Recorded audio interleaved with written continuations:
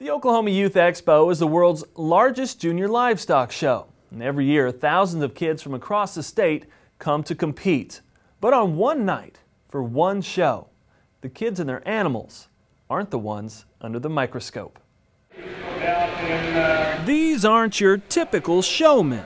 The lamb kept wanting to jump up and climb up. I don't know what that was about, but just probably a little nervous. But and just being comfortable with an animal that big. Something like this? Yeah. Okay. Man, look at me. Step up right with me. There we go.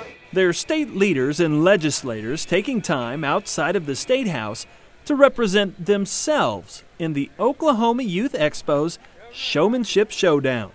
And what we do is we have senators and representatives come from the Capitol, and basically they take a young person's animal from maybe from their area, hopefully, and they work with that animal and they show them in the legislative show.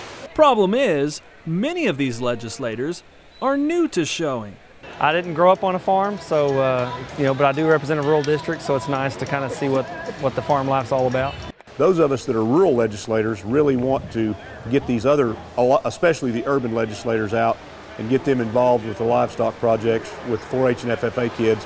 And that way, when we talk about those issues at the Capitol, we have some kind of basis. They have a basic understanding of kind of what's going on in rural Oklahoma.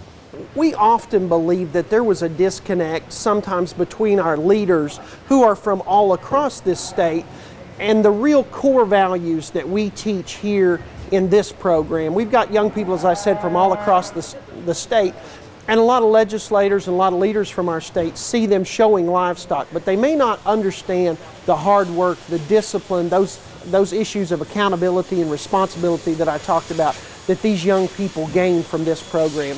I just hope I don't jinx her competition for her. State Senator Dawn Barrington is taking showmanship to a new level this year. Started off with lambs and went to pigs, and now I'm up to showing big stuff. Yeah, I graduated this year, I guess. A lot of the time you'll see people scratching him underneath, but with this deer he doesn't particularly like that. He likes it right up front. And thanks to a few quick tips, you want the on-show side leg to be forward and the off-show side to be back in the back. Okay, in the back. Okay. He's ready when the judge walks by. Where's the judge at? Okay. Oh, here comes the judge. Look at the judge. You got eye contact. Yep. Not you, Hokey, me. Eye contact. He's licking their arm again. He starts licking on his arm. It means that he likes him. The young person and the legislator actually interact. We'll put, like, if a kid brings a calf up there, they'll be with that legislator the whole time. So that legislator's not, if they know zero about livestock shows, they've got a young person there coaching them. And so it's kind of a neat deal. And when you're about to set her up, you hold her like that, and you just Put your knee into her chest. Is that how it goes? well, I put my whole leg into her. Yeah. And you can touch her legs, so set them up and then stretch her out. Okay. All right. Princess, you want to try this? Come here. You want to try it? Everybody going to behave? Yeah, right there. Okay. Be sure to keep his head up and look at the judge.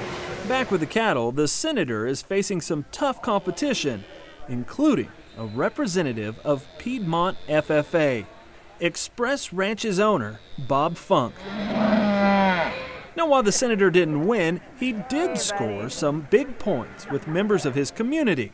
I think he did pretty good, to get thrown in here, have a 5-minute crash course and learning how to show a steer, a 1,400-pound animal. He didn't let him drag him around the ring, so I think he did a pretty decent job. And Hokey couldn't agree more.